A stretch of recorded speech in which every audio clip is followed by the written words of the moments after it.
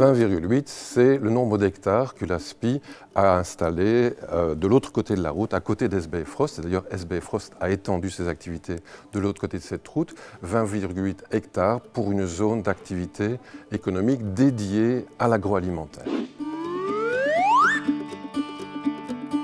Alors 29,3%, c'est la mesure du défi auquel est confrontée la commune de Gers, c'est la croissance de population. C'est gigantesque. On prévoit même dans les 30 années à venir 55% d'augmentation de la population, alors que dans l'arrondissement en moyenne, on tourne dans les 13% et au niveau de la Belgique dans les 9%. Donc voilà, monsieur le bourgmestre, à vous la balle. Si je vous dis la panure à moustache, vous savez ce que c'est? Moi je ne savais pas, puis j'ai découvert que c'était une des 230 espèces qui profitent, qui bénéficient, qui nidifient dans la réserve naturelle du Haut-Gers. Et la réserve naturelle du Haut-Gers, c'est un projet magnifique qui a d'ailleurs été primé plusieurs fois, qui est mené parallèlement par le public et le privé, d'un côté SBF Frost, Appligères et Natagora, pour pouvoir faire cette ASBL qui entretient ce lieu magique, qui en fait est situé autour des anciens bassins de décantation de la râperie de Gers.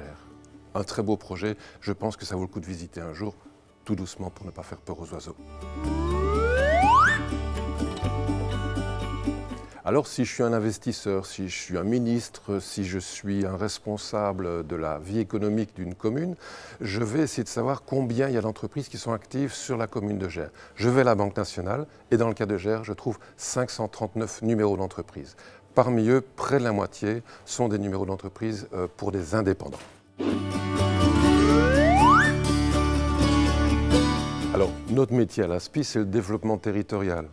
Alors, ce qu'on essaye de faire quand on étudie les entreprises, quand on les met dans des statistiques, quand on lit tout ça, c'est de voir quelles sont les entreprises qui sont structurantes pour le territoire, c'est-à-dire qui apportent de la valeur ajoutée au territoire et dans le temps, et en même temps qu'il y a une croissance maîtrisée. Alors, sur Gers, 28,3% des entreprises sont structurantes. Elles apportent de la valeur ajoutée au niveau du territoire.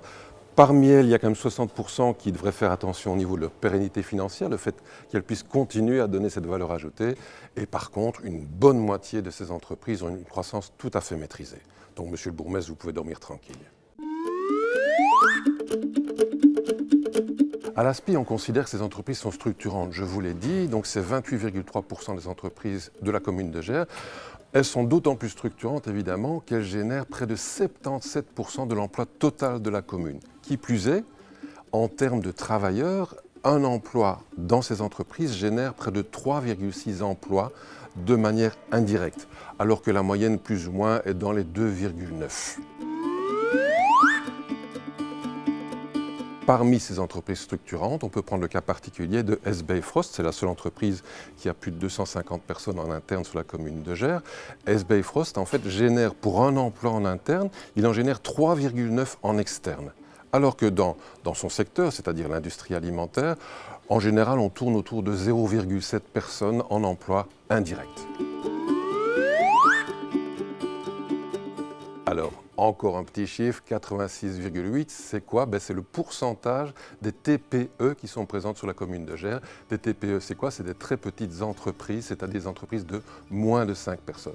C'est une proportion évidemment assez importante par rapport aux entreprises de taille plus importante, avec évidemment à l'autre extrémité SBF Frost qui titre au-delà de 250 employés. 1 plus 1, c'est quoi? C'est 2 entreprises. Il y a sur la commune de Gers 2 entreprises qui sont membres des pôles et des clusters de la région wallonne. Pour une d'entre elles, c'est Wagralim et pour l'autre, c'est Plastiwin.